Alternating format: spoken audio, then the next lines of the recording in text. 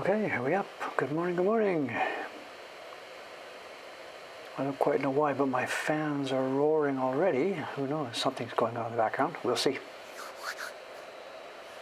A beautiful, beautiful, beautiful sunny day in Tokyo. This is going to get boring. You're going to see this now, I think. They're telling us that this is it's an El Nino year, so it's going to be a very, very cold winter here in Northeast Asia. Apparently. So this is going to be a cold winter, so it'll be clear and cold. That suits me actually exactly fine.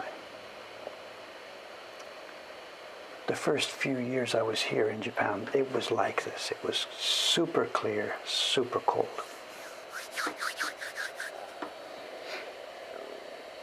Suits me. It's bright. You can see the shadows there. You can see why there's no way I can face the camera to the east at this particular time of year. Maybe after another month we're okay. You can see the shadows. They're directly down the road to the other direction. If I had the camera pointing right, east, instead of left, it would be pointing right into the, right into the eye of the shining sun, or I forget the phrase. So we can't do that. The camera has to look left. Half an hour from now we're okay. The sun will have gone behind buildings, but just exactly at this time we're out of luck.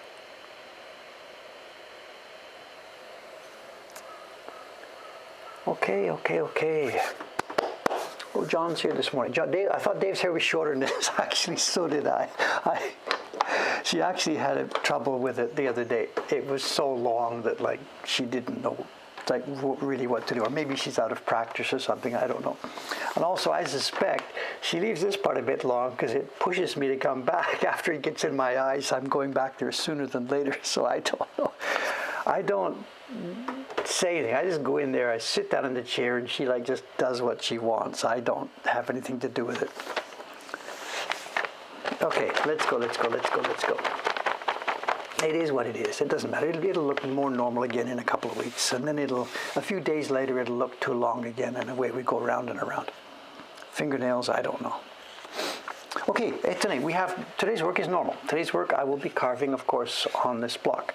Now, this is clean up. The girls have dumped a ton of stuff on my desk yesterday. Yesterday was a TV day. The JCOM cable company was here, and they filmed for 5 or 6 hours. And they tell me it's going to be actually online. I have no idea when this is going to be done. It'll be a few weeks from now or a month from now or something.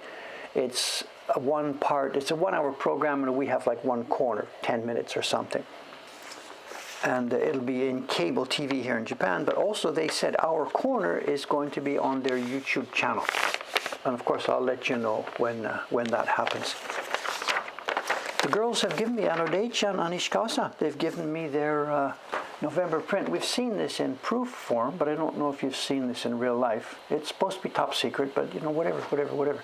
They have done another nice job, actually, And also, they have really caught the indeterminate colors. There's colors on the old Cordyceps prints that we're reproducing. There's sometimes a blue, sometimes a green, whatever. But then there are also a number of indeterminate colors, the kind of colors that actually don't have names. And this is a big deal in the old Japanese prints, partly because the pigments they were using were vegetables from random plants and stuff. And for example, like these two, what color is this? What would you call this? And I have not the slightest idea. What would you call that background color? I mean, there are directories and dictionaries and Pantones and whatever, but my point is you wouldn't say, this is a medium green or a light green and that's a red and whatever. But these don't fall easily into specific zones. Is that the gray area? Is it something to do with purple? Is it something to do with blue? They're indeterminate. And they look nice enough like this, but once they have aged a bit, 10, 20, 30 years, and once the paper's toned, they become ineffably beautiful. It's one of the real attractions of the old prints. What color is this? I don't know. What am I looking at? I don't know. There's the embossing. So this one is carved Kawasaki. And this particular one is Ishikawa-san's printing.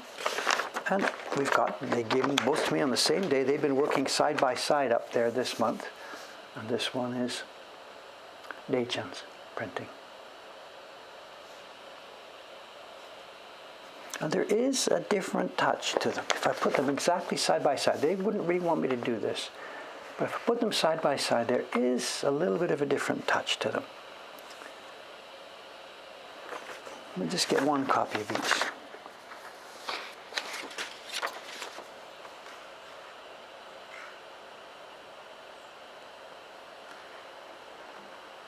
I mean, nobody out in the wired world will ever notice the difference. But when we put them like this, side by side, you can see a little bit of a tiny difference on them.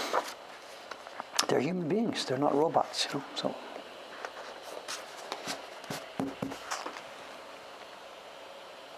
and that's well within, you know, when I demand, you know, what do I want from the printer and stuff, the little tiny bit of variation there is well within what I'm asking to be acceptable, well within. And we don't do it where one lady will do a green flower and one will do a blue flower or something. There's not that much difference in them. But I'll be taking those to Ome this afternoon. I have to go back to Ome again today for pick up the stuff that I forgot last week.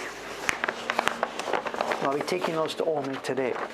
And this is another fun one. This is from, how's your Japanese? Ohashi Kiku no Kaori.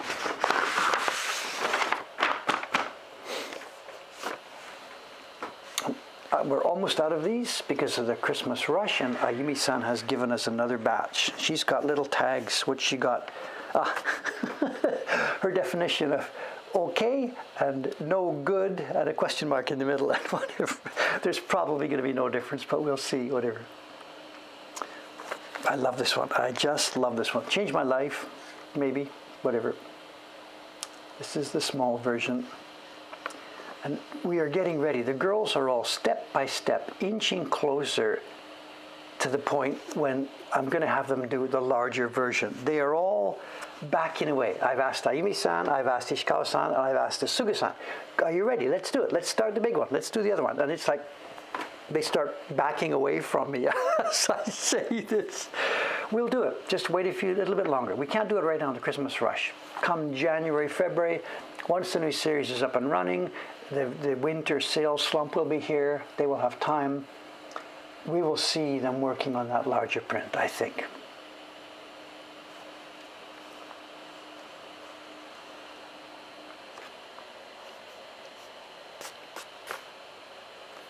This is another one of the designs where we lose a number of them by chiri. This particular sheet of paper looks basically okay, but as we go through, there are lots of them. Look at this. There's no way I can send this, so I can't take these to Ome today. This set has to go through surgery first. Look at that paper. That's dirt. That's not chiri. That's dirt from the workshop. Those people should get a visit from the health inspector.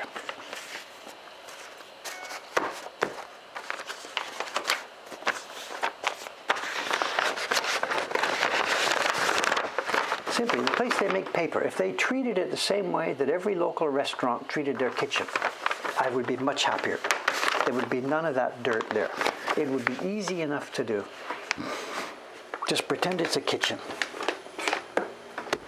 But no, can't do that. Living national treasure. We can't change anything. It's in the law. Whatever. Living national treasure. It wouldn't need to be as much as an operating room or like the fab facilities where they make chips and stuff like that. Just like a normal kitchen, that would be enough. That's all you need. That room is filthy, absolutely filthy. They walk in with their boots from outside on a rainy day, and the beams upstairs haven't been cleaned since Meiji 17 or something. And whenever I bug him about it, he's like, we're not allowed to change anything, you know. Yeah, right. Okay. Let's get this set up. Let me find the spot. Excuse me a second here. Let me zoom in, find the spot.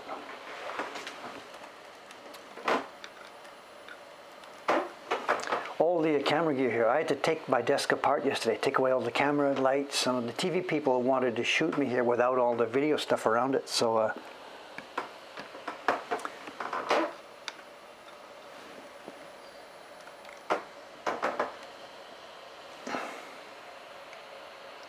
and by popular demand, I have something else for you here this morning. This was from the TV people yesterday. I did this. He saw me carving this.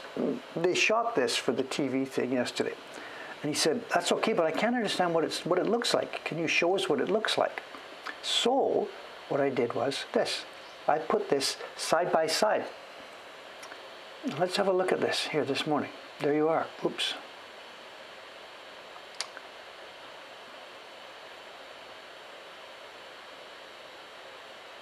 Here is what our print is going to something look like. There's a lot of lettering on the original one.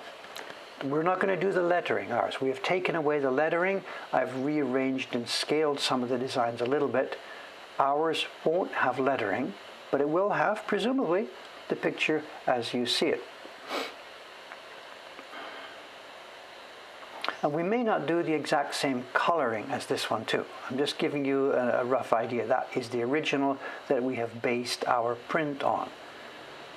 But I don't think I'll be doing exactly the same coloring. The reason is these 5 go together, and I will be repeating, for example, the sky color on some of them and things like this. The original lettering was carved. It's carved lettering. We're not going to do it. That was all the name and information of the sponsor, and we don't have sponsors.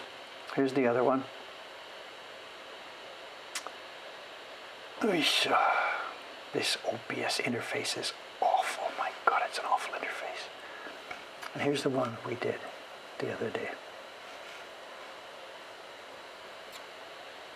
Interesting part about this, I carved some of the bamboo leaves, but you can see on the original, I've just got a stem here.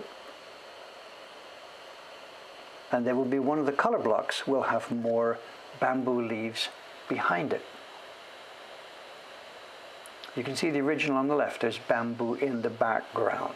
That will come on our color block. The other thing you notice too, on the original here, you see the smallest lettering near the center. That's the date. It says Showa 12. Showa 12. That's when these originals were made.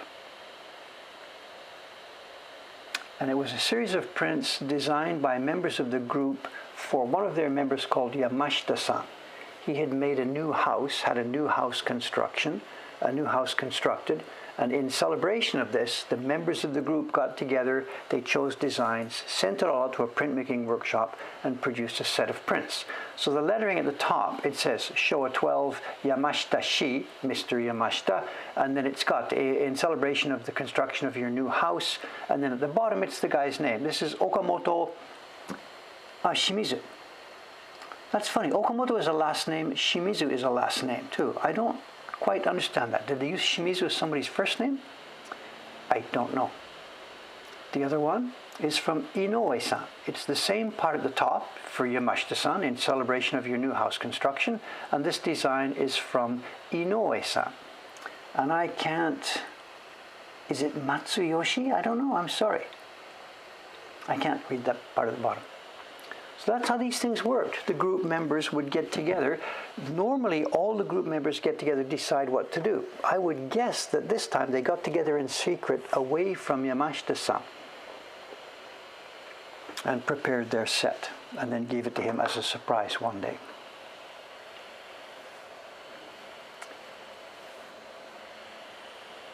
There was a gradation on the sun, I think. I haven't really studied it that much, whatever. I don't know. What we could be seeing there, it could be a bit of metallic pigment that has oxidized. I really don't know. I'd have to put it under the microscope. Don't know. We will not be using a 2-color gradation on there, just 1-color gradation.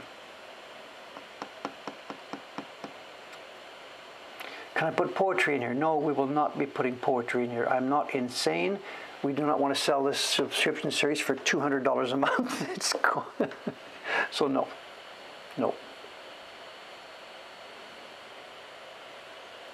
Okay, let me do a bit of work. If you have interesting conversation, throw it at me. We'll see how it goes today, 8:15. For show and tell today, I don't have a new show and tell. We are going to flip through more pages of the same book that I showed you 2 days ago.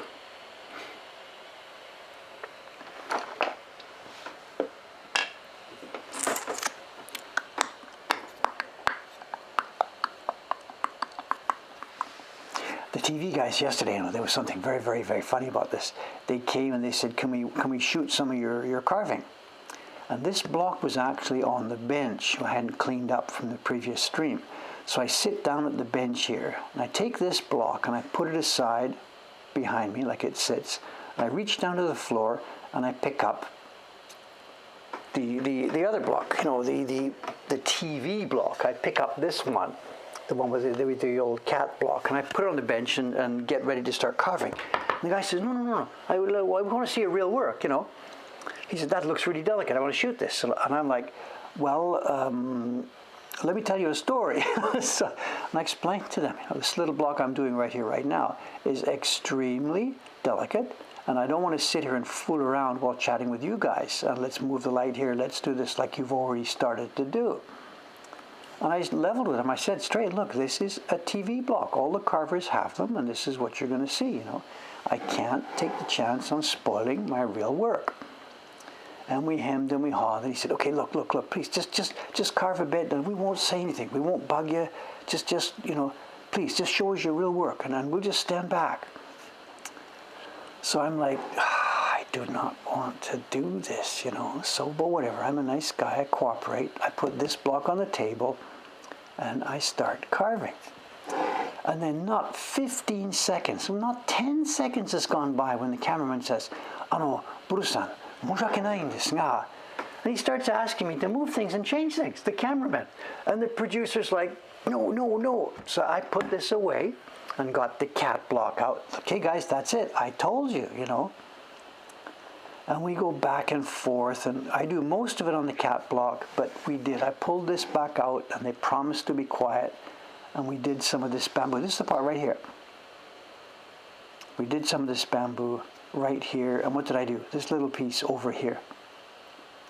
So if we do get to see this on YouTube a few weeks from now, you'll probably see this part right here being carved. But absolutely, it was just like I said it would go, They say they're going to keep quiet, but they can't.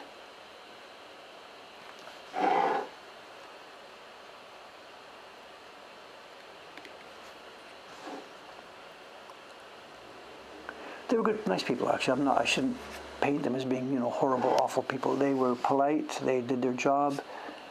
We did this, we did that, upstairs, downstairs, all around.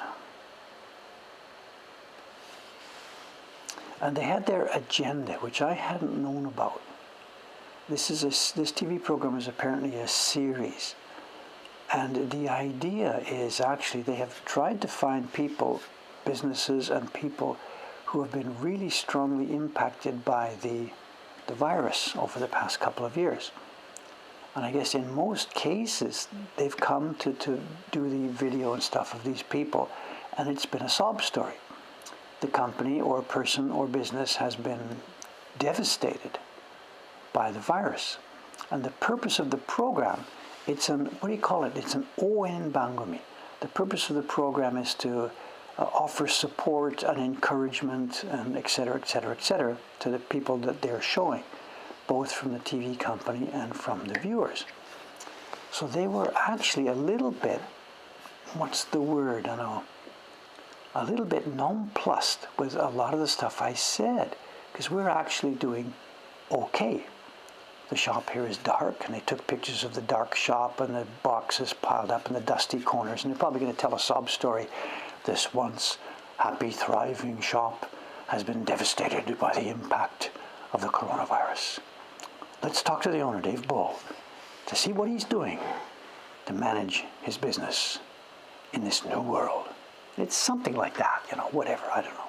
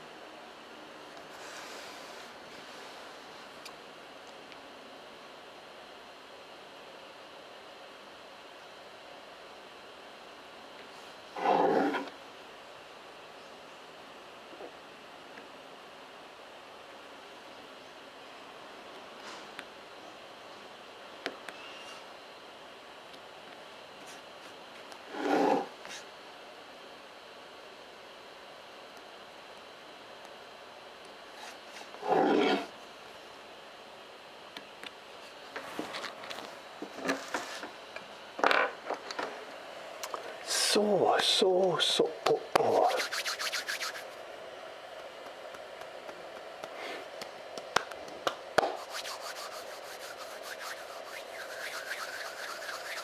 Well, this is the thing. They don't know our online business is thriving. And they do know about this because before they came yesterday, the people had come. First, we got a phone call from one of their staff members to see would it be possible to talk about a possible TV program.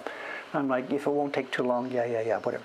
Then there was a visit from one of the associate producers, and he came with his notebook, and it wasn't an interview, but he asked me this and that and this and that and this and that. So they have come. They did know. I told them straight away that yes, we were, quote, devastated by the pandemic, but a week later we had pivoted and opened a new aspect to our business and changed this and changed that, and actually we're doing okay. And I had showed them our books, and the employees here all see this. There's a page on my computer here that's got our sales charts and all that kind of stuff. And I showed him that, and he says, wow, cool, whoa, okay, good.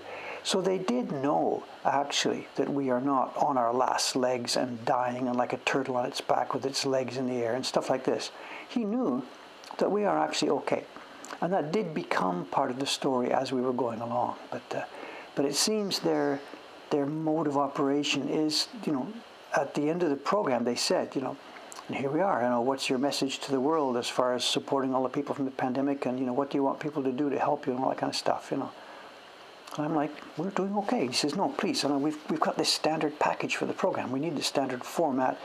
Please give us your message, And I'm like, we're okay.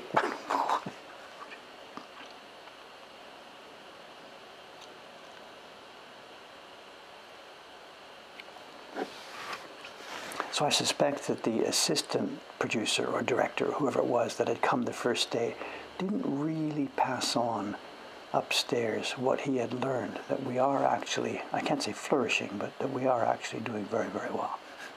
I think he hadn't really passed that on because it didn't fit the format and he didn't want to back out. So there was a bit of a confusion about that one, We have this with the media all the time. This goes back 30 years since they first started coming. They already think they know what's going on. They think they know who you are and what's going on. They have their story prepared, and they don't listen. They want to make the program that they've already cooked in their own mind, This happens again and again and again. It's really rare for it not to go that way, And the ultimate of that is the people at the end of my Port series who made a 1-hour documentary about my work. That was the biggest mistake in my life to let them come in, I thought it was going to be what they said, a 1-hour documentary about my work in that series. And it wasn't. They used me and the series and what I was doing to create a drama program. And I had no idea that's what they were doing.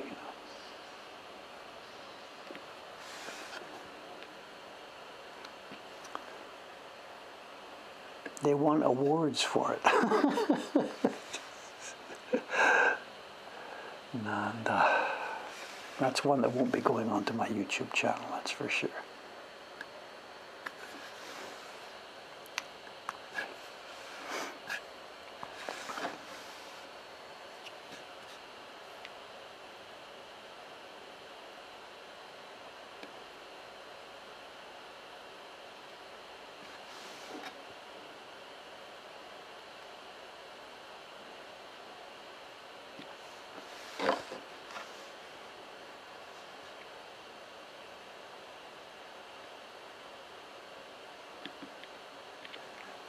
That's the program, the one I just described, the lady who turned my life into a sob drama. That's the same one that was the Ito-san story, remembering the carver and the tapes she gave me. That's the lady, that's the program. So whatever, something good did come out of it. I did get meetings with Ito-san, 2 meetings with him from those people. I got those videotapes, which, so at the end of the day, we did get value from it. But the program itself, my God, the program itself. I'll never live it down.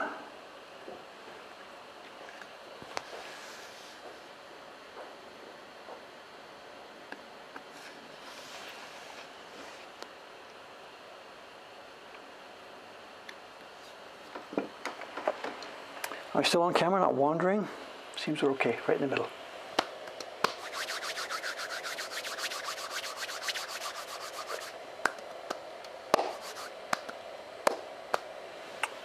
Could I speak up? I don't know. The mic is here. I'm showing the mic at almost full, you know, it's quite loud here. I don't dare turn it up anymore.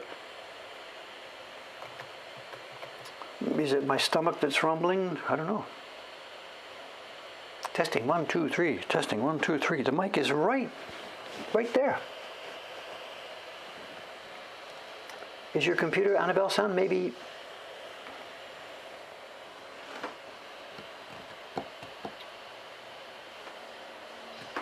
Maybe I do mumble too much. I don't know. Whatever. Sorry. Mumble, mumble, mumble. Mumble, mumble, mumble.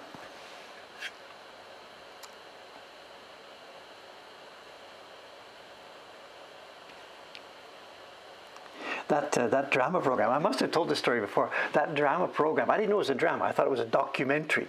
And it was called Ningen Gekijo. The theater, like human theater. Ningen, person, people, humans. Gekijo, theater, the space of a theater. So Ningen Gekijo. And it was promoted to me as a documentary, and they were going to do it for 1 hour, prime time Japanese TV, and they did their filming over the course of a couple of years. The project was set up about 2 years before I finished The Poets, and they came again and again and again during those 2 years to film the progress and meet collectors and do this and do that. And I had thought it was all going really well, and it actually did go well, but the night of the broadcast, I had no TV. This is just after the Poet series had finished. It finished in December. The program wrapped up. We had the exhibition in January. They came to the exhibition, and the broadcast was one night in February. And it was prime time, 1 hour on a major Japanese national network. You know, and I had no TV, and I really sort of didn't actually want to see it. So that evening, I just went for a walk. It was going to be whatever, 7 o'clock or something. I don't even remember. So I took a walk for 1 hour around town, and I could see the windows of the houses. There's curtains and a light flicker behind, and I know they're watching TV. And all across the country at that same time, millions of people were watching the documentary about Dave. So I just walked peacefully, quietly for an hour around town, trying to think about life and stuff and like what's going on and how will my life change tomorrow and all that kind of stuff, you know. Will I be able to walk down the street and things like this, you know. I came back and went to bed, and that was that, you know. But the next morning, whatever. Whatever, you tell the same story too many times, I can't. You know, the doorbell rings. I don't even know what time it is, 9 o'clock, 10 o'clock. The doorbell rings. I answer the door, and there's a lady in the doorway. And look at that normal, like, housewife type lady. And I answer the door, and she's carrying stuff, her left hand and right hand, and she's got like 2 shopping bags in each hand holding these things down. They're shopping bags from the local supermarket just across the street. And she's like semi-crying.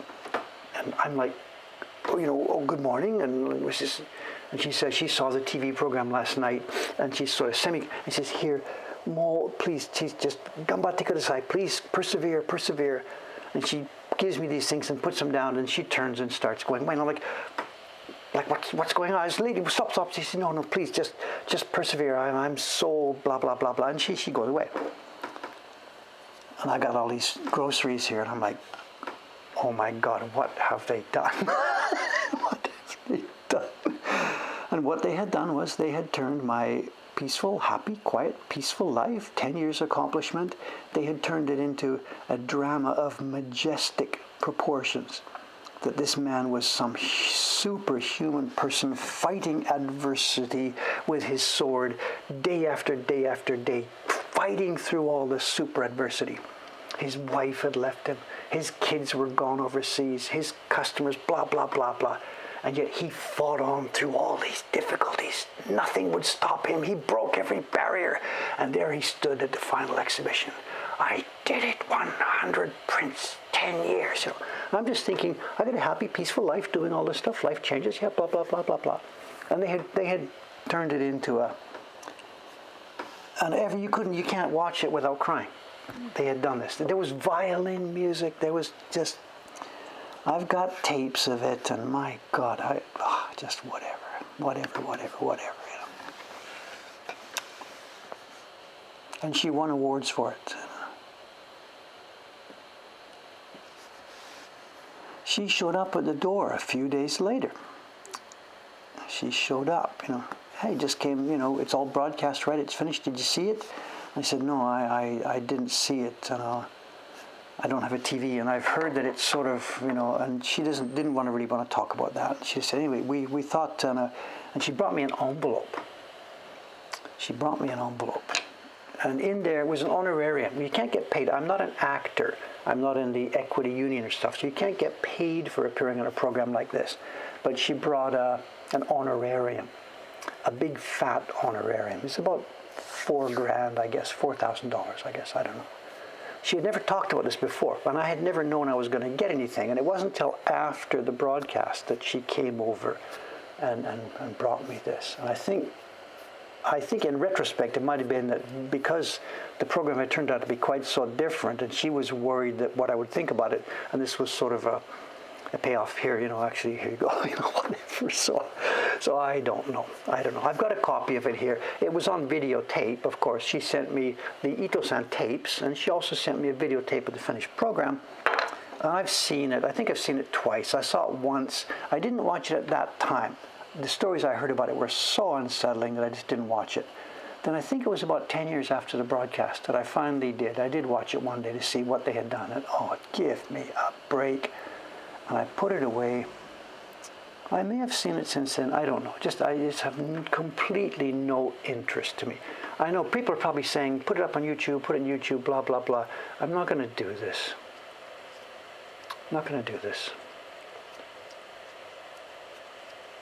They had done stuff like, you know, we had come downtown to Asakusa. I was living out in the west of Tokyo, you know.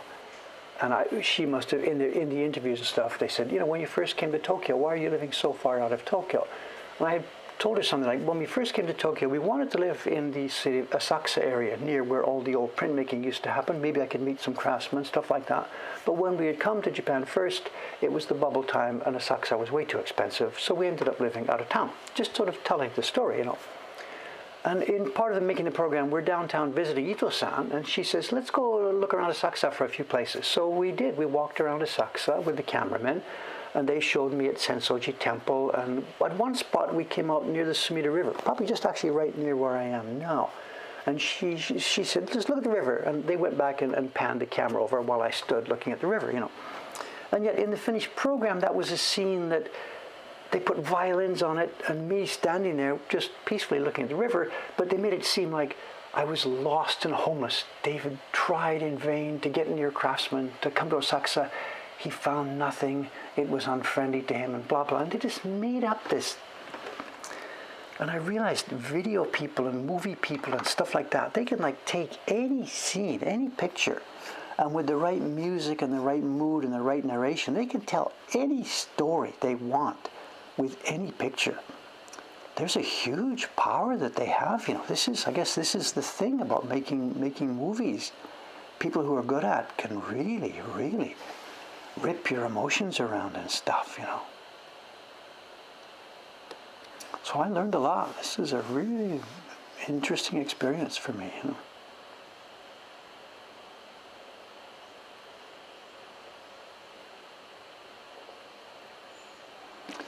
Whatever, I eat the groceries, and of course, you know.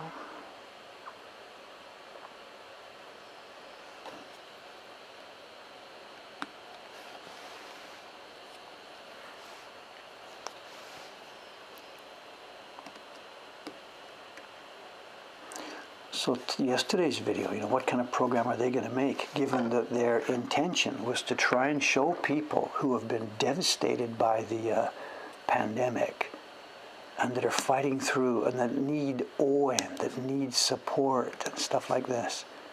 So I am actually a little bit nervous about what they're going to show, or what they're going to tell. We'll see. We'll see. Once you say yes, you let them in, that's it, That's it. You've lost control completely.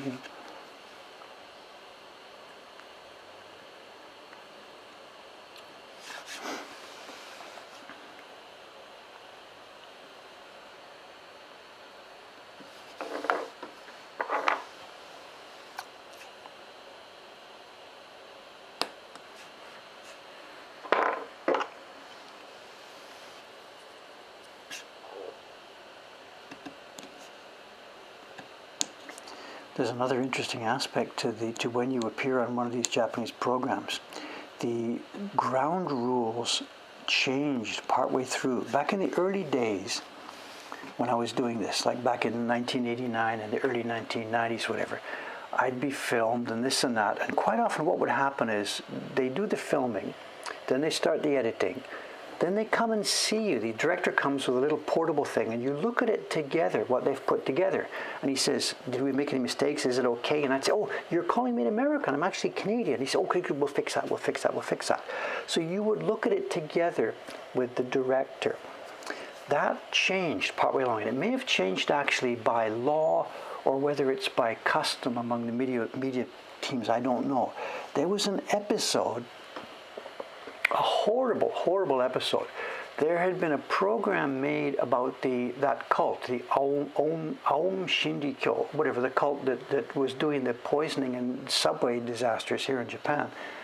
There had been a program made by a lawyer. I don't know the details. I can't tell the story too accurately. Point being, there had been some sort of program made about this cult involving a lawyer, and the program had been shown to members of the cult before broadcast, and they had seen in here this lawyer talking about blah, blah, blah. And they killed him. The cult members went to the lawyer's house, and he and his wife and his kids were killed by these cult members after seeing this pre-roll of a program about them. And I said, there may have been new legislation, or it may just be new custom by the broadcasting companies. I don't know which. But now it's flipped the other way. They come and they film you, and you now cannot see or touch anything to do with it. Your part is now finished, and you are now not allowed. You don't see this until it's actually broadcast. So you have no control over editing. You can't see or correct mistakes. You can't do anything about this. All as a blowback to that episode with that stupid cult, And I think I kind of agree with that. I get the idea, but also, it means that they end up with mistakes in the program, whatever, it can't be helped, In print, it's different. I had that interview that was published just, a couple of weeks ago, the one in the Toyo Keizai. And he sent me a preprint. He sent me his story for the purpose of fact-checking. So in terms of print things, there's a different rule in place. I fact-checked that and was able to find 2 or 3 mistakes, both in fact and in grammar issues. They had used the wrong character for how we do suri for printing and stuff like this. So we sent the corrections, and he said, oh, thank you, good. It's going to be a better story because of this. But in visual media, movies, not movies, but TV and stuff like this, you are no longer allowed to have anything to do with it.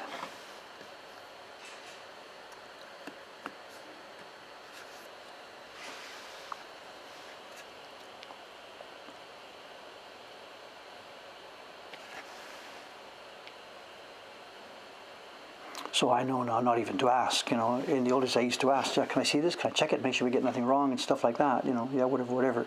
Now it's just out of bounds, so we don't even ask,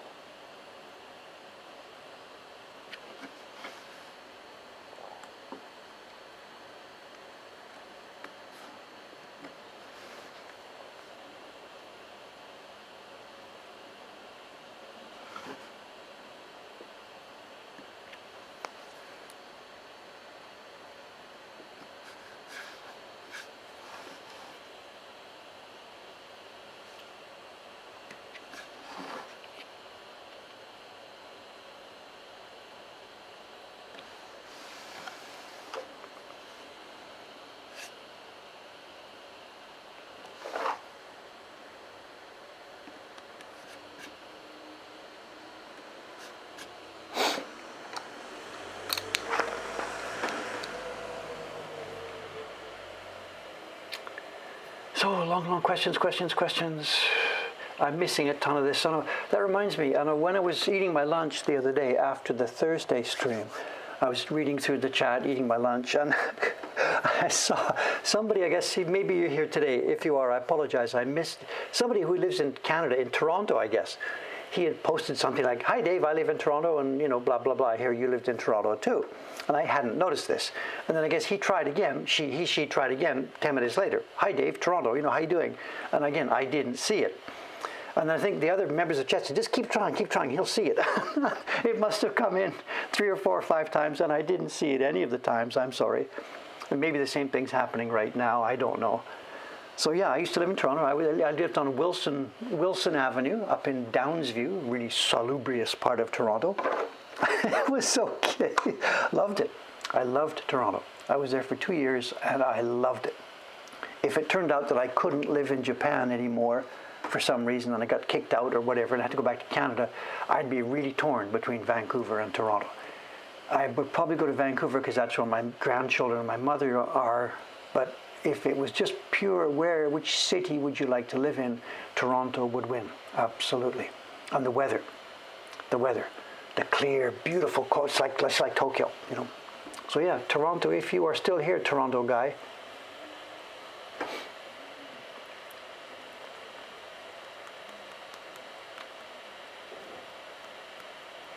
So you're asking about the video attachment for the microscope. I know the parts are here, and I'm waiting for a professional photographer to come over and visit me next time he's here. He and I are going to work on that project. So blame John. It's not ready yet, the video through the microscope. You can blame John Becker. It's all his fault. He didn't help me with it last time he was here. John and I, we have a date. He's going to help me put that together next time he's over here, 10 years from now, whenever it opens up again. So,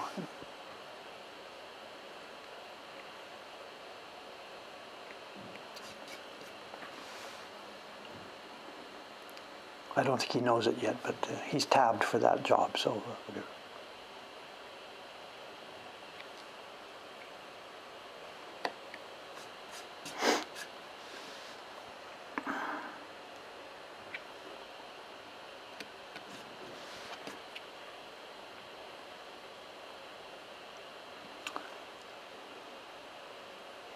Although I think, honestly speaking, actually, if/when we do that, we put the video so you see what I'm seeing through the scope. It would indeed be interesting a little bit and for a while. But for that to be the only way we do this stream, I believe would not actually be all that interesting. I'm sorry, You can't actually see very much. You're seeing the tip of one of my fingernails.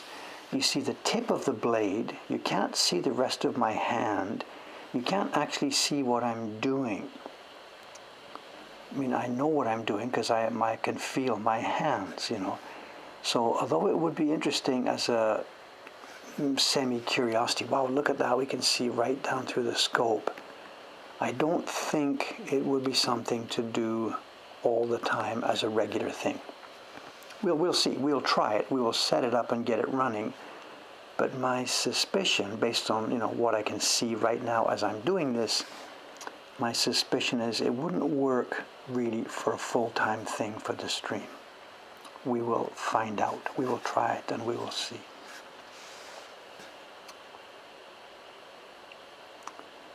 And maybe what we'll do then is we'll have just one more camera and we'll flick in and flick out every now and then. I can flick in and you'd see down through the scope. Then we flick back out to the wide camera and stuff like that. I don't know how many cameras we can handle here at once, but I think that should be doable. My little old Mac here, which is 5-6 years old, it's currently handling 3 video streams and 3 video feeds and streaming this, so I think a more modern computer could probably handle one more.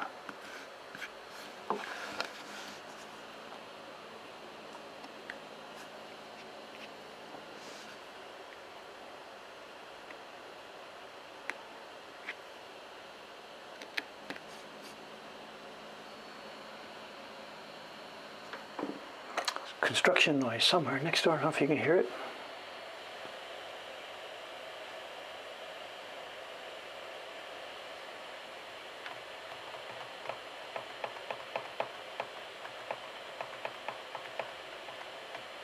Yeah, there is a construction noise. Somebody's using a concrete drill somewhere in the same not the building, but next door's building, which is connected. So.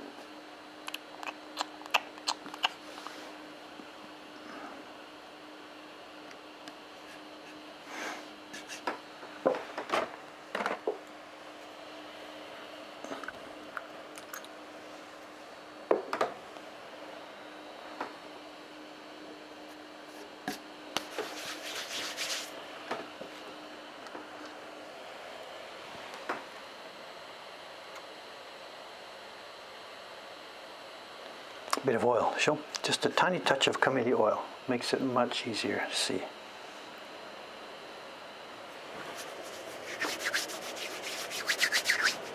Ninjas, they're at it. I got some photographs. I still didn't prepare them for you. I got some photographs. The little boy, this is a magnificent experience the other day. I told you before about the little boys that were crying and crying and crying. The kid the other day who did it, he was magnificent. He got the guy on the floor, he put his foot on his chest, put his hands up. Just a 6-year-old kid, you know. Just, it was glorious to watch. What was it? What's today? Yesterday. It would have been Thursday, I think. After the stream on Thursday, they were open again. And there was a bunch of kids walking around. It was maybe a school holiday or something. I have no idea what was going on. There's school kids around. And there must have been a reservation. They must now have their social media up and running. Because, again, 2 mothers came down the street with their phones, the kids in hand. Where is it? Where is it? They're looking for it. So they knew where they were going. So they had obviously booked on social media. They came. The boys found it. Let's go, let's go. They go inside. The guy comes outside, greets them. Come on in. A minute later, another mother and boy come running up the street. And in they go. So there must have been a group of 3 boys do this. And it was great. It was great. I was down here so I could see what's going on. After some, whatever, half an hour or something went by, they did their training inside, whatever. They came out onto the street. I guess it turns out what they're doing, they do some sword training and stuff in there. And then they do their, whatever, shoot, he can't throw. But because there was 3 kids, that's a very, very, very small building. It's way smaller than, like, whatever, our print party room here. It's half the size of our print party room. Those of you who have been here, that's the whole building is half that size. So anyway, after about a half an hour or so, they came outside. Not the bad guy, the trainer man in his black uniform, and then 3 little boys, all in their black gear, the black mask and the black stuff, and they've all got a sword. And they stand on the sidewalk, 1, 2, 3, and the trainer stands back. He's got his sword ready. Let's do this again. Draw, and they draw left, left.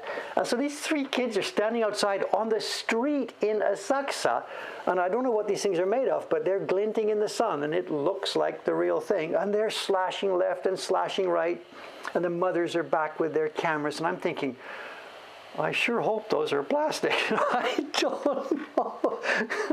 And the bag lady, she comes outside and it's sweeping time and she's like sweeping and she's not, I'm not seeing this. This is not here. I don't see anything. I'm just putting my water down and I'm sweeping and there's nothing going on down the street. So.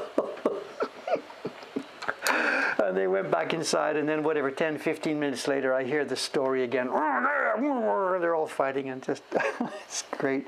So it seems that they've really got a thing going here. They've got their business up and running, and the first couple of weeks or so were Death Valley. And I really don't know if they're still going to get enough people to make it happen, but they obviously do have something going on. There's some social media, I guess, and maybe it's word of mouth. But people are booking, they're booking online, and they're bringing their little boys. And they're all about the same age, grade 1, grade 2, 6, 7, 8 years old, little boys. That's the target audience, I guess.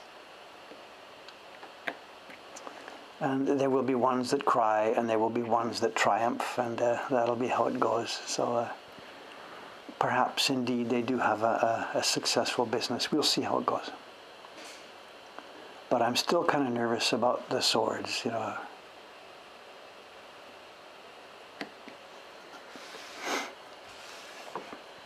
And how it's going to play with the bag lady. I'm going to have nothing to do with it. I just keep right back. I'm across the street.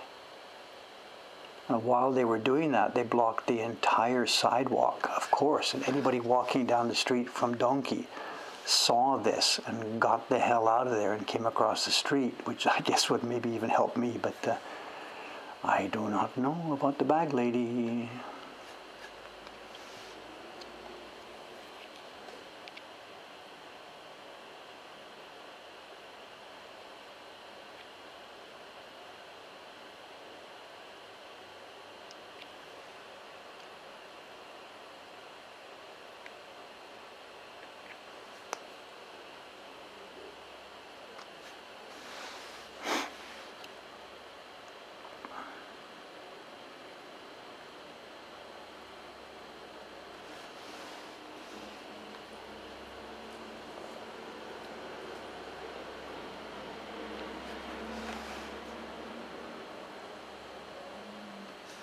This is a dense bamboo. It's much denser than the last one. We did this one. I went through it bang, bang, bang, bang, like in 1 or 2 mornings. And I thought, no, this is going to be cool.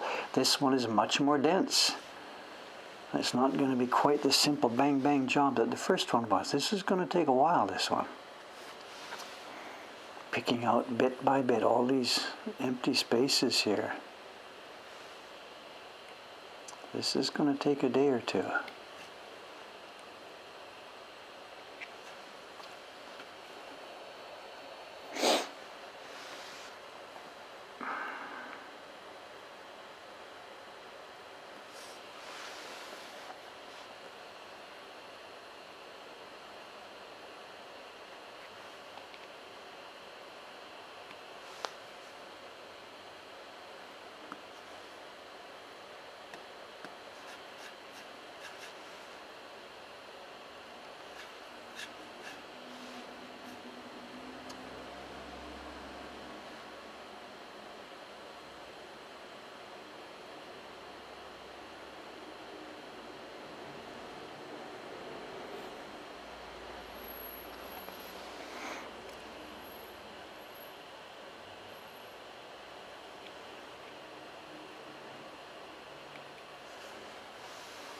Also the printers, when they're faced with this, whenever you've got a design like this full of lots of tiny, tiny little holes, they're going to have to be really, really careful, because it's really easy for these open spaces like this little one here. It's really easy for them to fill up with paste. This is the key block, and for key blocks normally we don't use a whole lot of paste anyway. Mostly the paste is used on wide, smooth color blocks to help get a good smooth color. So for something like this key block, there really won't be a lot of paste being used. But if they're not careful, then what happens then is the wider, darker areas don't print black enough. So to get this to print black and smooth, we would want to use a fairly dense pigment with paste. But that sort of tends to fill in these. So they're going to have to be careful. There are some tricks to use. Whenever you've got too many tiny, fine openings and holes in your key block, you can get some milk. You mix some milk in with your pigment for the key block. Not skim milk, because you need the fat. You mix in a normal whole milk. And the fat content in it helps the liquid avoid going in the holes. And I have no idea who came up with that one first. It wasn't me, but it works. Like that chrysanthemum print I showed you. Absolutely, they put milk in the, we put milk in the pigment for printing that hair. I think that's perhaps top secret. I wasn't supposed to tell anybody.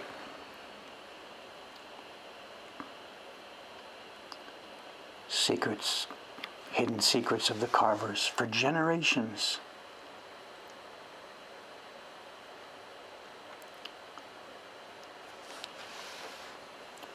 Apprentices would work 30 years before being taken into the inner sanctum.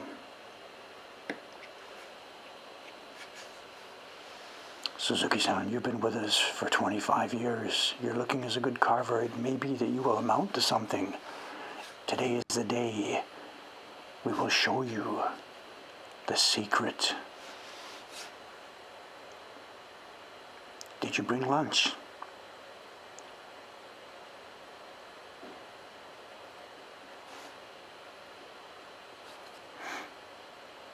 Milk, whole milk. Not too much, of course.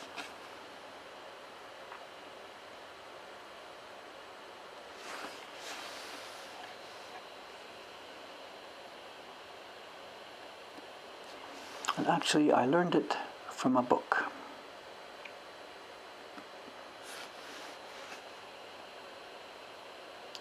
There is a book out there, only in Japanese. It's never been published in English. It's out of print now, long out of print.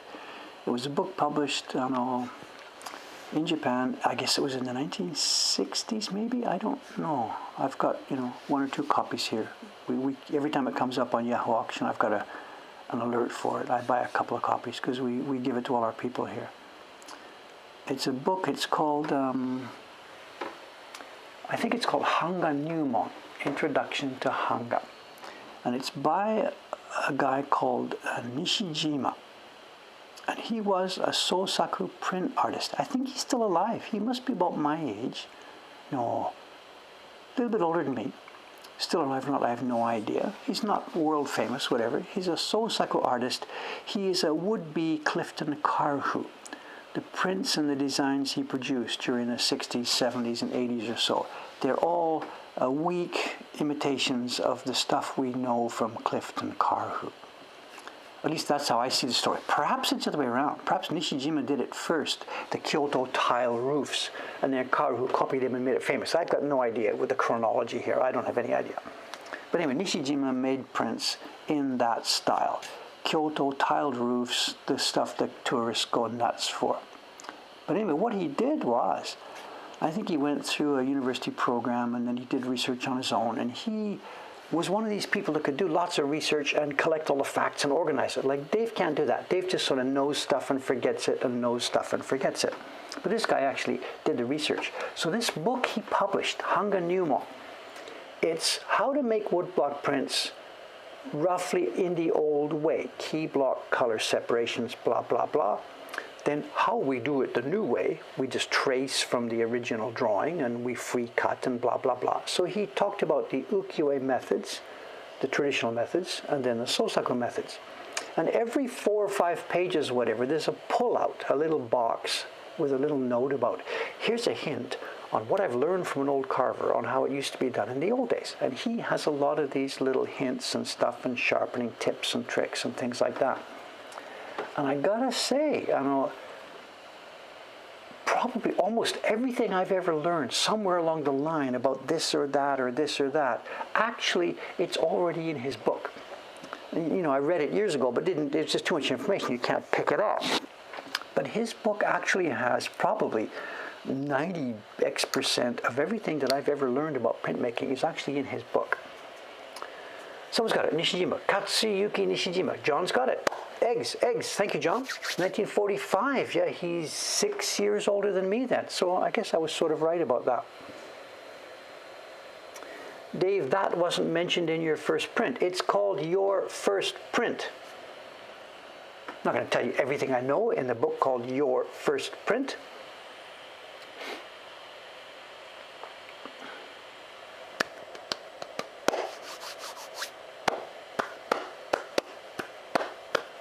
The book is there.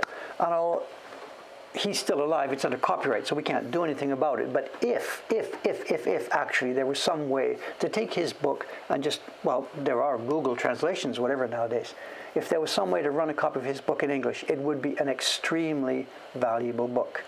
I mean, there are books available now. I know Graham's book is out there. I know April Vollmer's book is out there. Terry McKenna, his new books, they're full of tons of information. There are different kind of information. Terry's book, useful as it is, wonderful. You could make prints with Terry's book. You will learn a lot.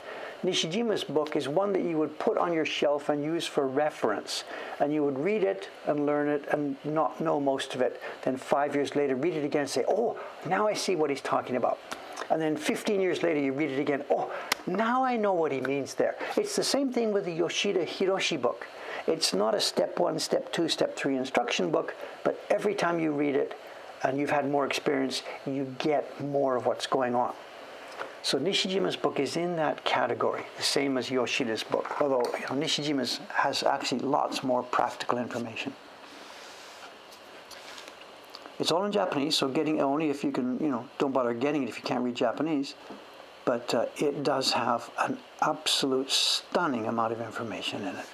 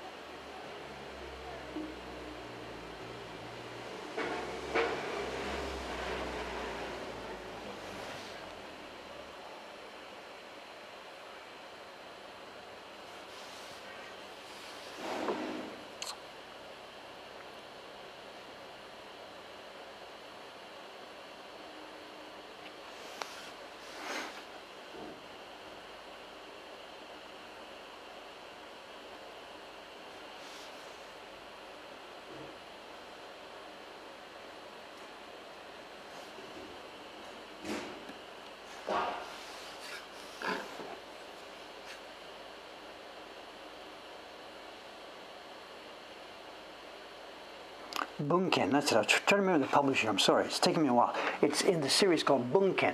Bunken Living Guide. Bunken Living Guide is the series of books. It's Hanga Nyumon in Japanese. Nishijima Katsuyuki. That's it. There's your information.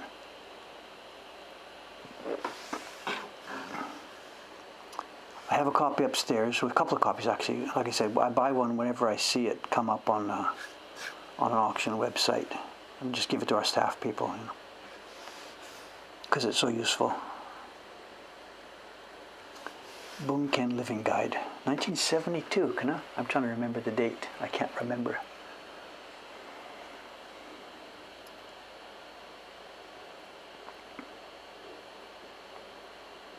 And it's a series, that Bunken series. Bunken is a series. There's books about printmaking, books about, you name it, doll making or whatever, blah, blah, blah. And if the rest of them are as good as that one is, that's a fantastic, fantastic series of books, Well, long dead. This is all a generation ago. But,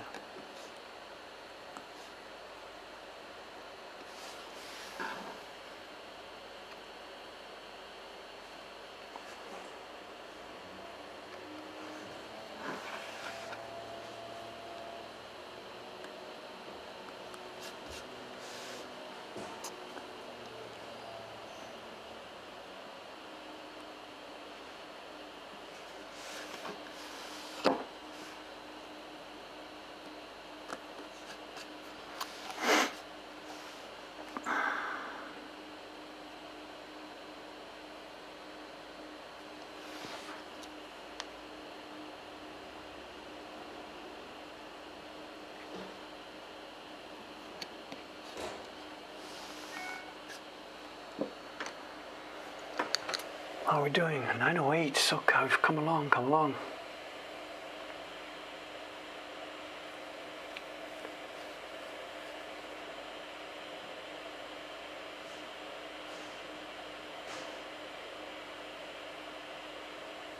Oh, good. Someone's found a link to it. Okay, good, good, good.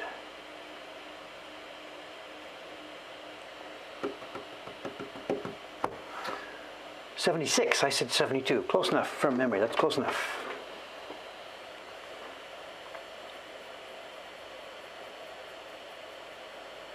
What's someone asking? What years do I consider the golden age of Japanese woodblock printmaking? I don't know if that question really has any meaning. I know the thing you're talking about, Japanese woodblock printmaking, it just has so many ways to interpret and understand what you mean. Are you talking about ukiyo-e prints, the Utamaro years, and Tsutomu Zaburo's publishing and stuff like that?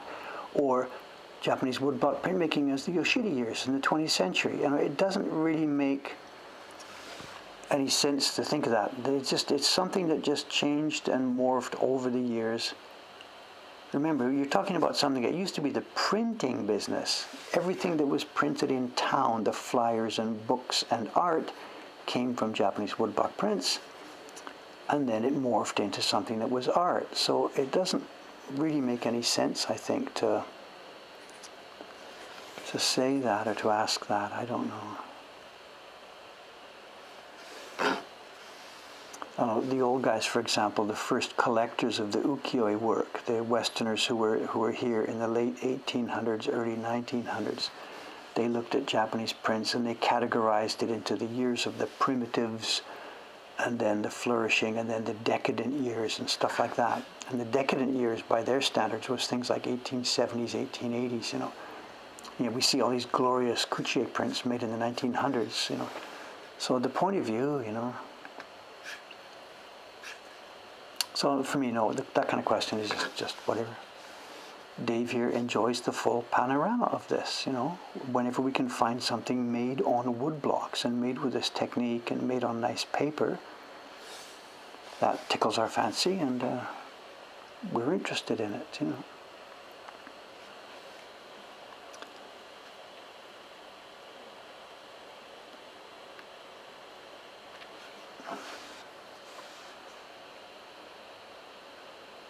Each era, each time during these hundreds of years had its own sort of, I don't know,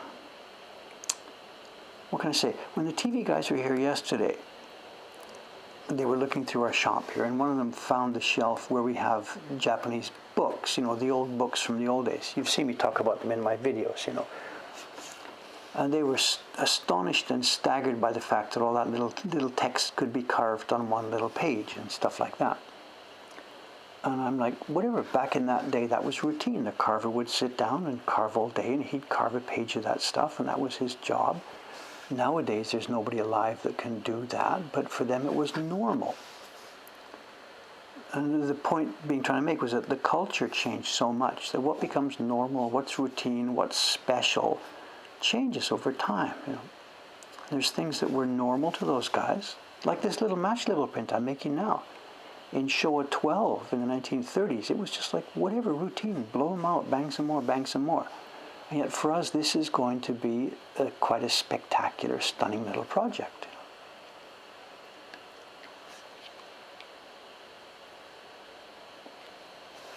I mean, I'm making 5 of these this month, and the old carvers would just think like, he's going to do 5 of those in a month. Wah ha ha ha ha, you know.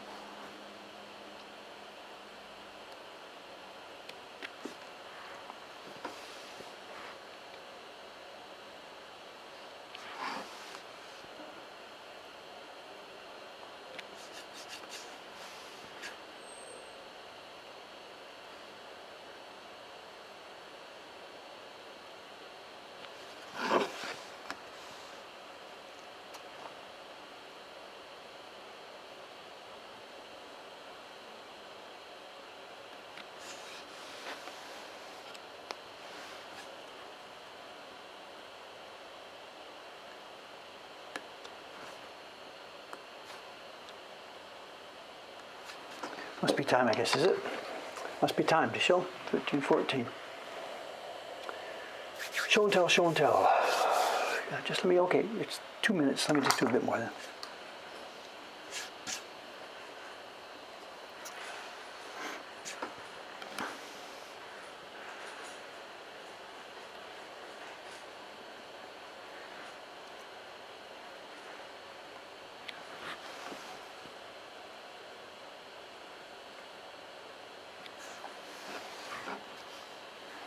I may have missed it in the chat here today, but the Instagram thing, yesterday I fooled around. I tried logging into Instagram for the first time.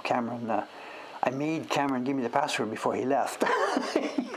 He said, it's okay, I'll put some posts up timed. I guess you can set them timing and they open up automatically or something like this, you know. I'm like, no, I think I'd like to try this. So he gave me the password, and for the first time yesterday, I tried looking at Instagram. And I got to say, I don't have a phone, so I'm doing this through a browser. And I was hugely disappointed in the quality of the program and the uploading process and stuff like that. Give me a break. But I guess it's all designed to run on a phone, I guess. I don't know. I tried Safari, I tried Chrome. I could not get the damn thing to work. In Safari especially, select your pictures. I selected 1, 2, 3. They come into the interface. Good. It says, do you want the filter? And I'm like, no, thank you. Next. And at that point, when I go to next, one of the pictures disappears. There's only 2 left. And one of them has just become a dark black space. It said, are you ready to post? And I'm like, well, no, I had 3 pictures. I didn't want to post a black space. Back, back, back. There's the pictures. Forward, forward, forward. Black space.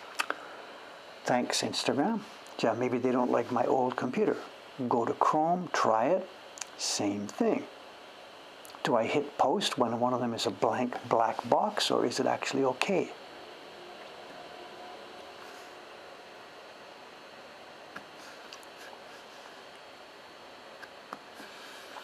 Anyway, let's go. Show and tell, show. Show and tell, show and tell, show and tell.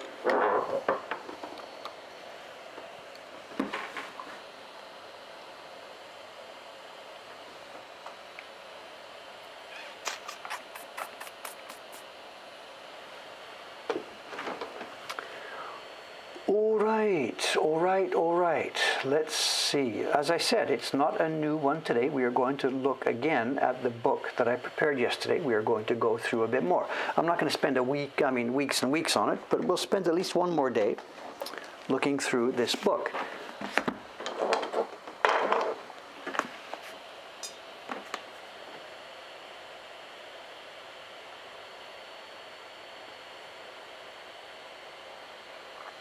The Ninja people are there. They're getting set up. Who knows? Maybe we'll see some action when we sign off. Who knows? Who knows? Who knows?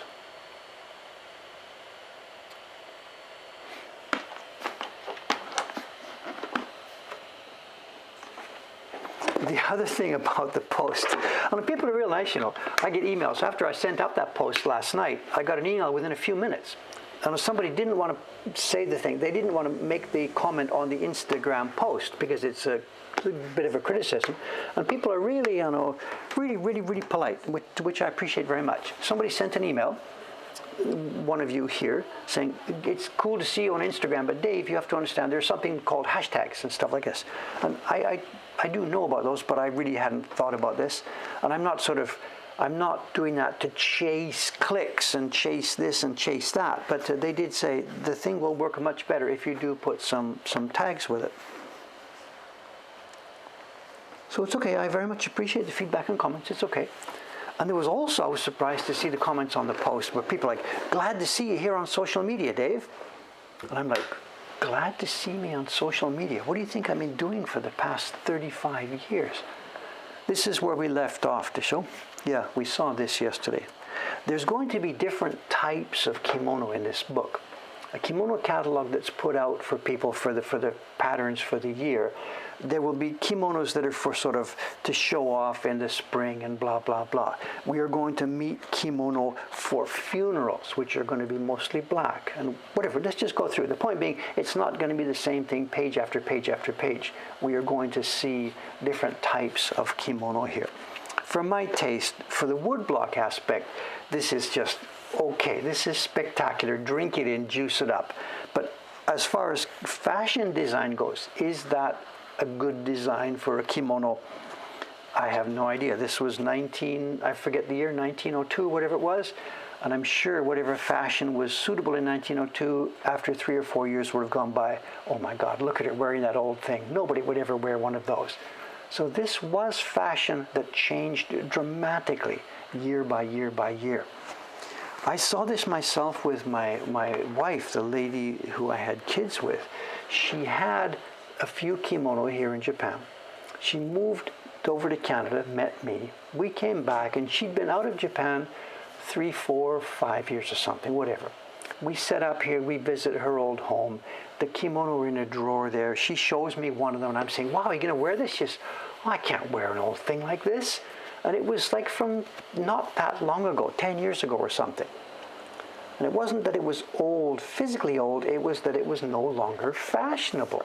Like, I don't care, but fashion is what it is.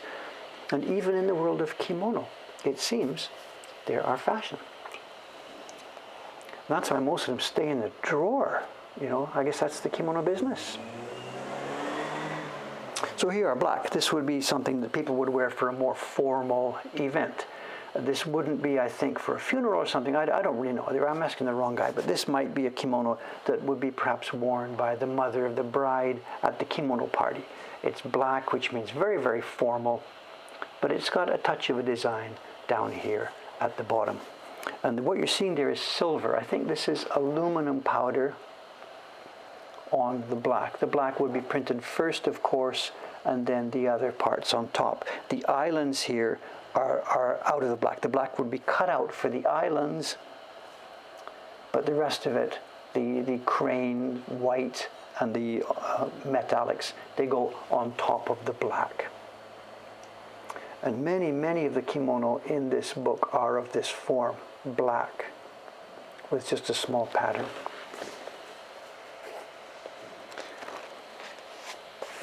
So when the carver gets this page to do, he's like, all right, you can imagine the work he spent on this page, the carver. Carver A and Carver B. Okay, choose your jobs. You know, Carver A comes in. Okay, I think I'll take this one. And Carver B says, like, thanks very much. I don't know. I have no idea how the rotation would work. Of course, you know, the guy, the master head carver would you know, distribute the work to all the people in the workshop. You know, who knows? So let me have a look at this. Yeah, the white you're seeing, everything is on top. The lilac color goes under the whole thing, and these are white powder pigments on top. This is quite an easy one to make, very much so. I don't think it makes a very attractive kimono, but I'm not the judge of these things. Who knows? Let's see if we can find more interesting stuff. And again, it's going to be similar patterns. We don't need to look right up close at every one of these. This one's a bit attractive. Look at this.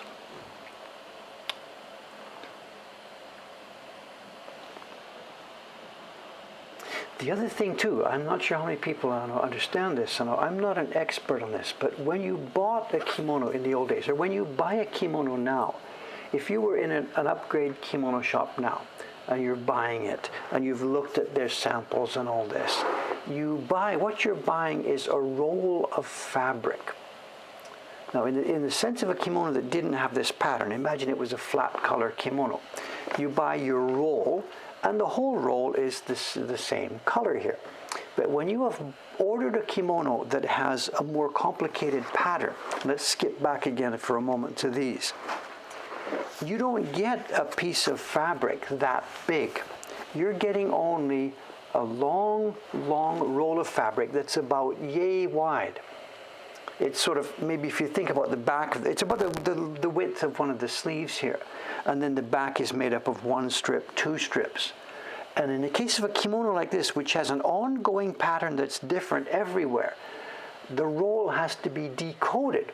You lay out the long roll, which has all been made by the loom on the Nishijin people, and there you are, there's the piece for the right sleeve, there's the piece for the left. And your roll would look like this.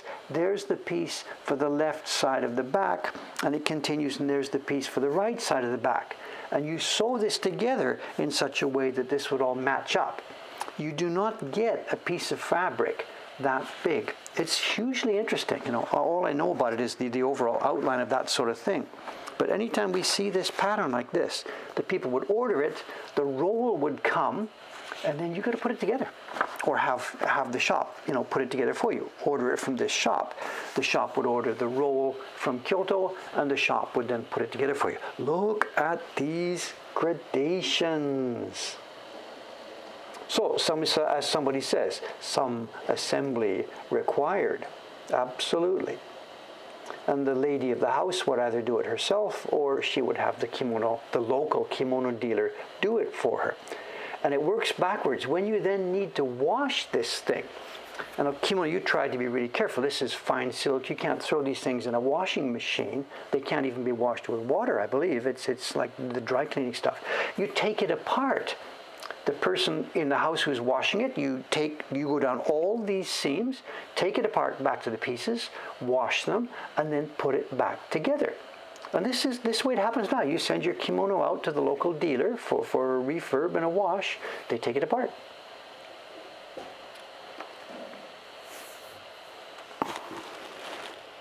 This is incredible. It's got a dark, interesting mood to show. Look at the gradations. Every one of these gradations is separate. 1, 2, 3, 4, 5, 6, blah, blah, blah, blah. These are double gradations, top and bottom. These guys are just insane, just nuts.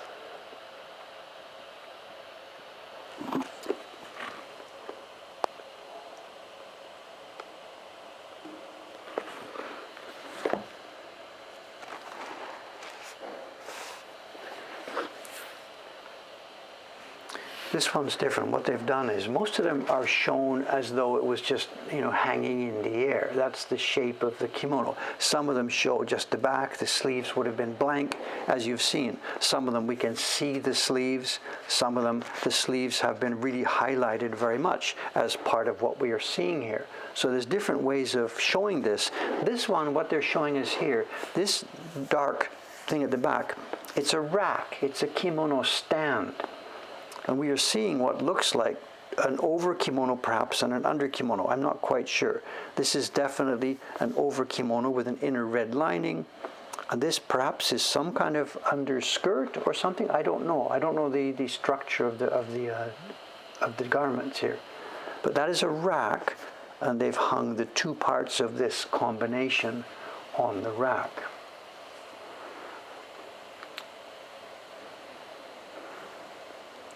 And they're very much of a kind. We've seen this already now 10 times in this book, a pattern that comes up like this. We've seen the same thing.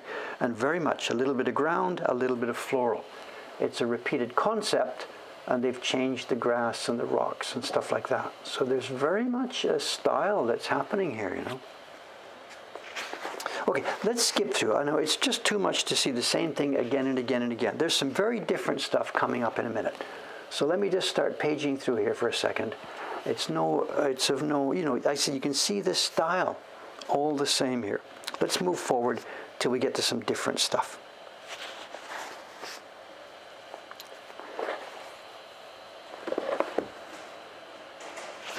In fact, let's just jump. There's no way we're going to look at all of these. Look at this gradation. I don't actually think that's been done very well, but whatever. Where am I going? Jump, jump. 5 pages at a time. Jump, jump, jump, jump, jump. One day we'll get this scanned and put up on the web. One day, maybe, while I'm still alive. Who knows, if ever. Okay, here we go. A bit more spectacular stuff here now. Let's have a look at some of these. Winter.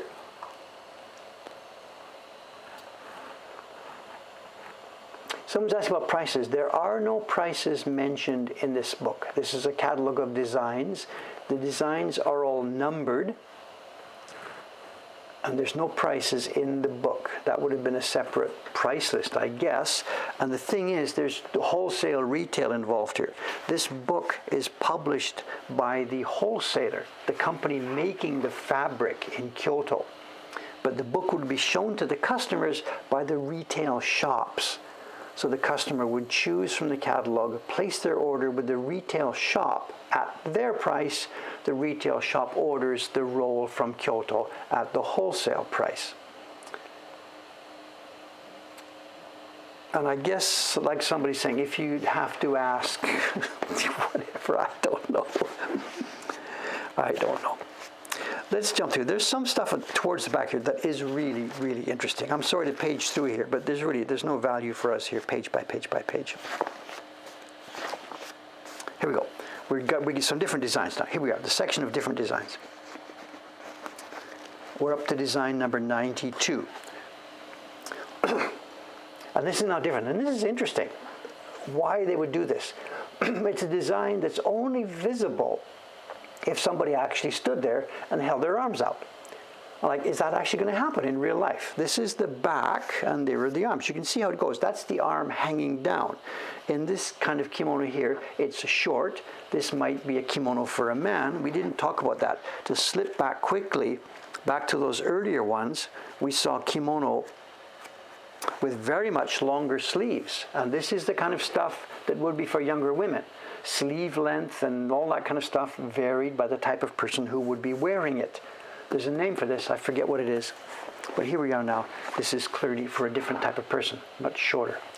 But would you stand there with your arms out so people could see your pattern? I guess so. Hey, look at the new kimono I got. I don't know. Look at this. The pattern is made up of what they call ema, the little plaques that you see hanging in shrines.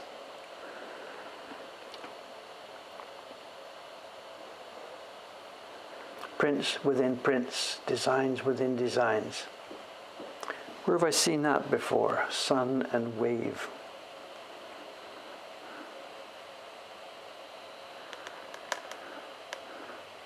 Furisode, John's got it. Thank you. John is my memory here.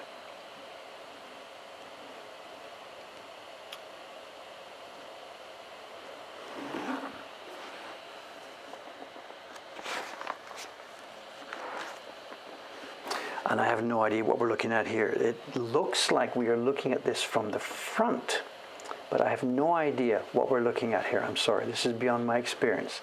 It's obviously some very special kind of kimono. I think we're looking at it from the front. The person's head and neck would be here. We are seeing the inner lining, and there are hangings. No, I have no idea about the shape here. I'm sorry. Oops, zoom wrong way. Cranes, cranes, cranes. I tell you, there are more cranes in this book than there are on a construction site in China. Just whatever.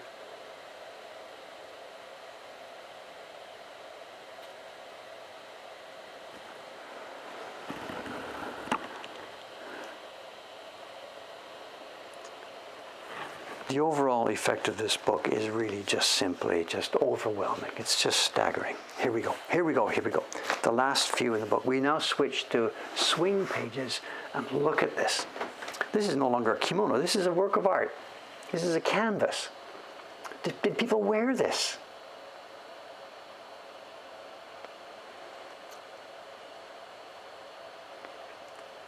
Would people have actually bought this and worn this? There is a picture sewn. This was, I mean, we're seeing a woodblock print here, but this was advertising a kimono where this design would have been sewn into the fabric.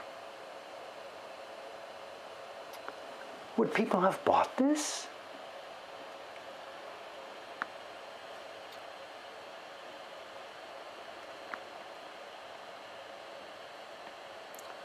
I guess we're seeing stages of life, right? It's a young couple at the back, then we're seeing them in middle age, and then we're seeing them again at advanced age.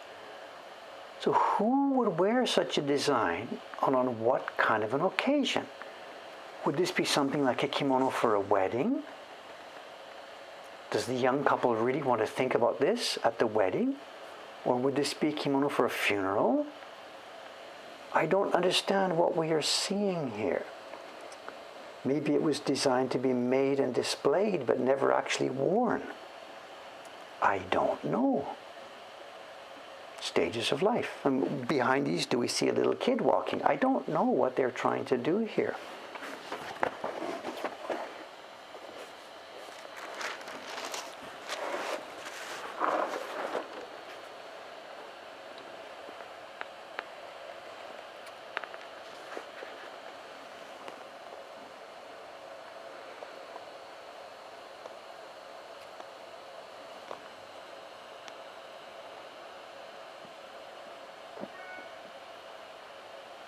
I mean, there's no way these things would have been purchased to hang on a wall as a design. You know, these days, I could see somebody buying this or finding this in an antique shop.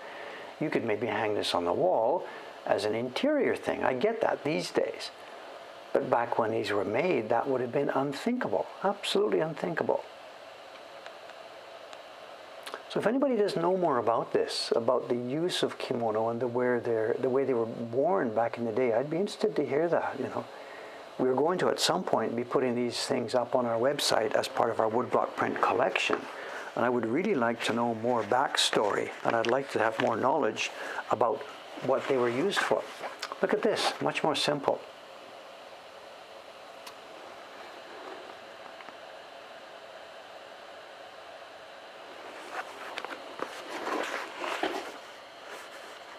Sorry, it's back and forth here.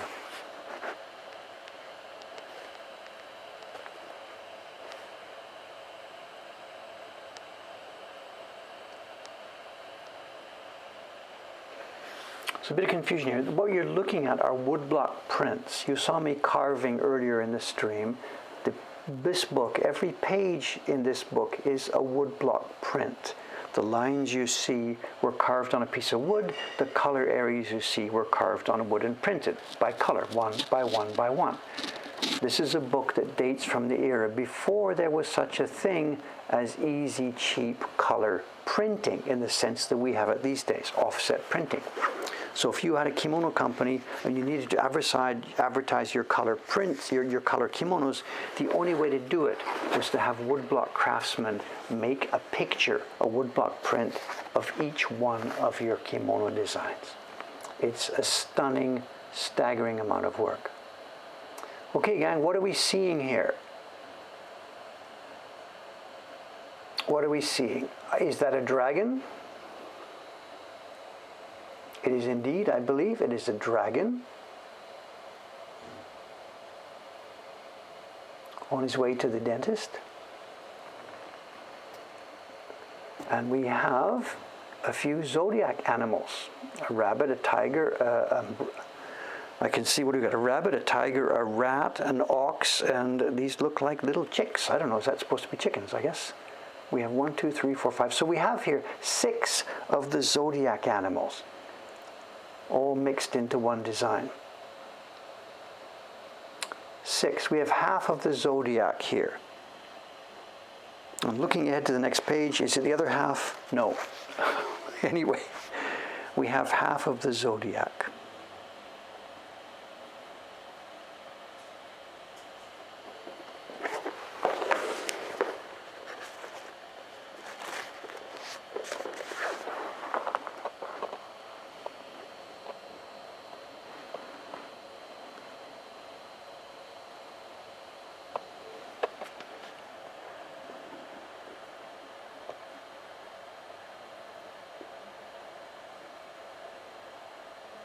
It's our two friends. It's Ebisu Daikoku desho.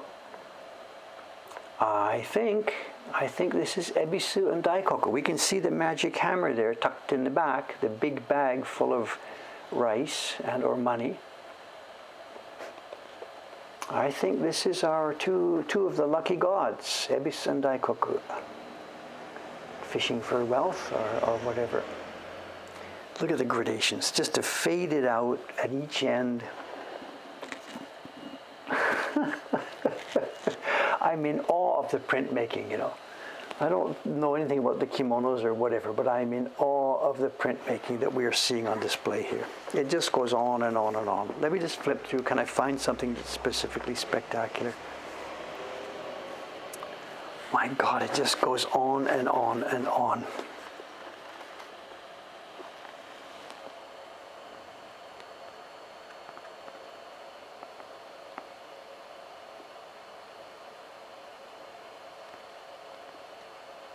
Someone's asking, can we buy this sort of kimono today? I very, very, very much doubt it. And again, it's out of my field, but I think we're seeing something that was of its time. I can't imagine a kind of kimono design like this would be popular today at all. Kimono these days, I believe, are much more minimalist. There are patterns, but to do something like this, I think would not be considered in any way usable today.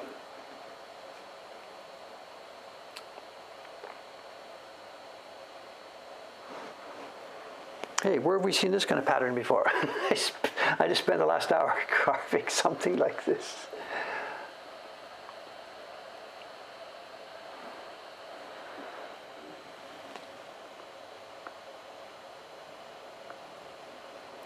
I think somebody mentioned this in the last stream. You know, this was a kimono catalog, so during that year, they must have sold any number of these kimono. So they would be out there. Not all of them would have been destroyed in war and floods and fires and earthquakes and whatever. A number of these kimono must actually exist out there in the real world in people's drawers. And that would be really cool to get one of these, at least just one of these kimono in real life to see how it actually compared with these woodblock prints. Look at this one. Look at the light. Look at the sun shining on that sea behind the clouds. Look at this.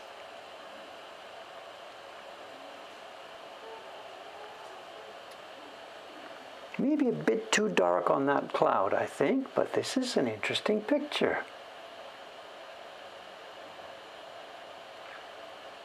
Look at that. I hadn't noticed this before.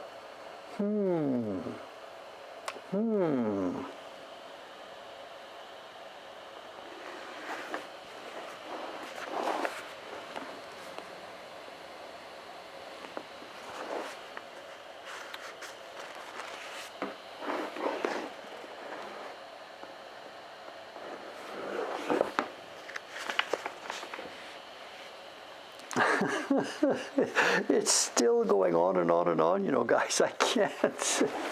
We're almost at the. Let's just flip through this just to see these. Let's just flip through. It's not worth coming back for a third day on this one, but.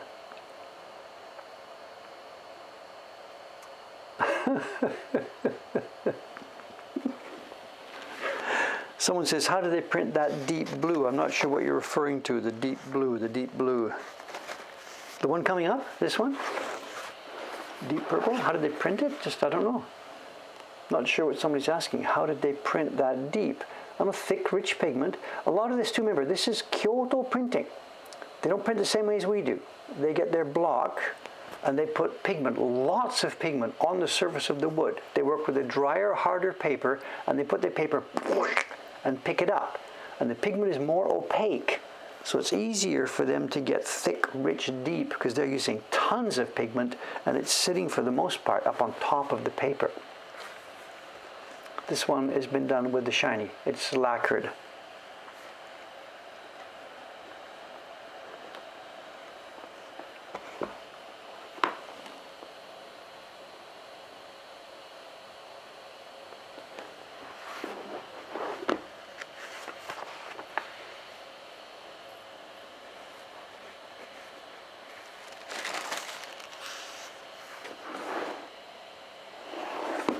Well, there's a story here, I guess.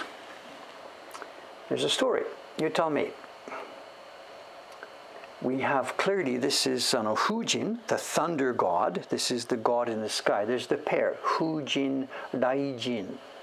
Daijin, the lightning, and not lightning, the noise. No.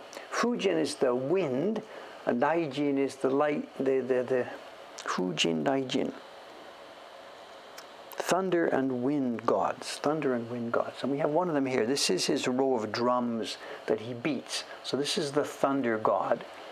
And I'm not quite sure what we are seeing here. A bearded man with a long coat and a sword, which would seem to me to represent Shoki, the demon queller.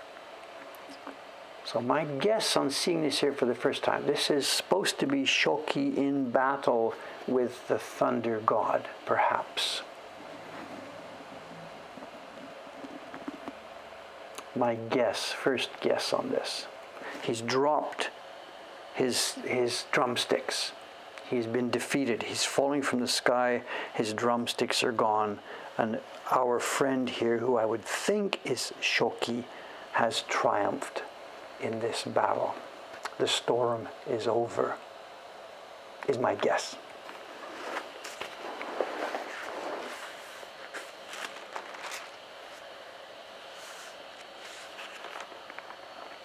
Oh, this is a funeral. There's no other question. You wouldn't wear a kimono like this for anywhere else except to a funeral. What we are seeing here, you can barely see them. There are pine trees in the front, embossed with shiny. Trying to find the exact spot. There, bingo! Look at this. Got it?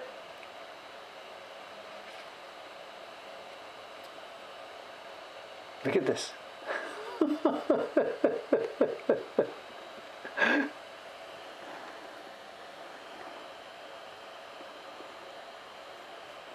So there's a black base with three things: a white gohun powder for the mountain, very faint gohun powder for the clouds, and then simply an embossment. There is no pigment, anything involved for the pine trees. They are front rubbed.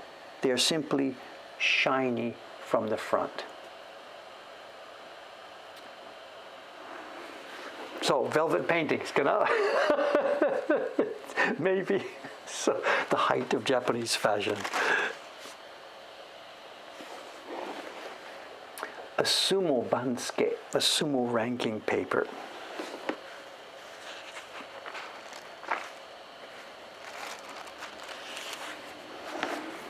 More ink painting. And this next one is fun. You can see it coming up. Colorful fun. This is Takarabune, our treasure ship. And there's only one day of the year you could ever wear this. This would be on the New Year. You'd have to be so rich, to be able to buy this sort of stuff and just wear it on one occasion, once. That's it. This would be something you'd wear for the New Year party or something. The treasure ship. So I don't know how practical this stuff is. I really don't know. I suspect most of the business for this kimono company would be done with what we saw back earlier. The kimono that were mostly flat color with a small nature design tucked away at the bottom of it. I can't believe that they would do much more business with this. And yet to make the catalog, most of the money in making the catalog would be in these spectacular designs. So I don't know the business model. I have no idea.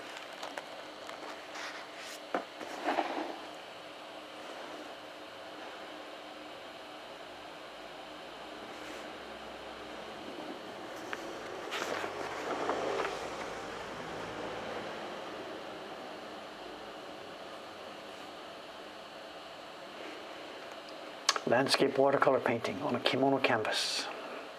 That looks almost Western, that one. And maybe these are now heavily Western influenced. I don't know. Okay, we're there. We've done this. The last one. Cranes. The last one. It did indeed have to be cranes. Then to finish off the book, excuse me, blank page, but this is a high-class outfit. You don't just leave a page blank. You emboss a pattern into it.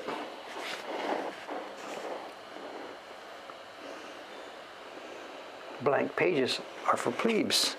We're high class. We're going to emboss a pattern into our page.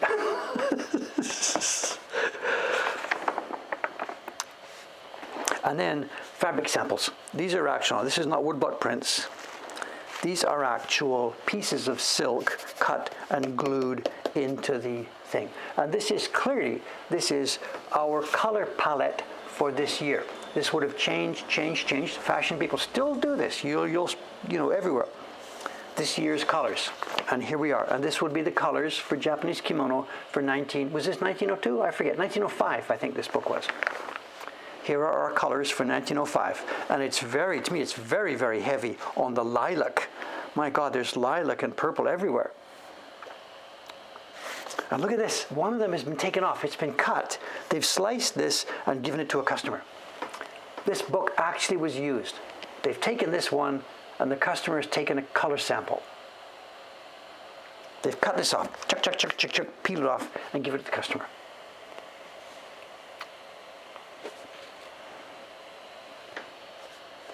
The other thing too is 120 years have passed. So how much fading have we seen? I don't know. These are the colors. And they're all numbered. Pantone it's not, but this is numbered as 23.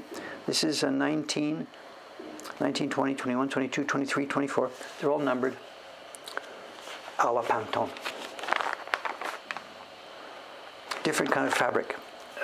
Tight silk weave. Here we go.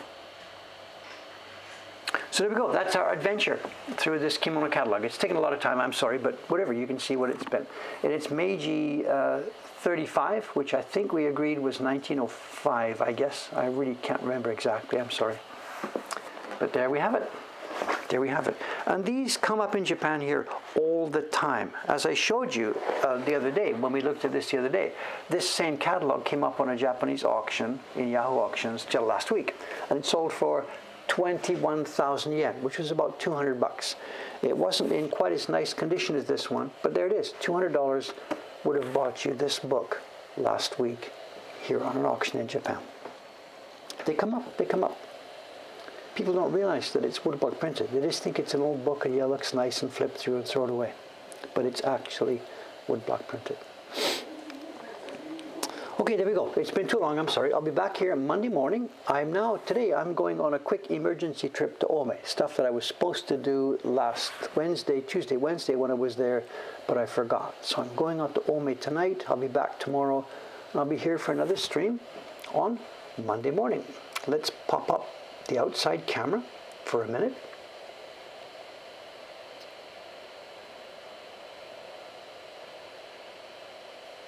Seem to have got the scaling wrong. Any ninja action yet? I guess they're getting ready. It's going to be a Saturday. I think they will be busy today.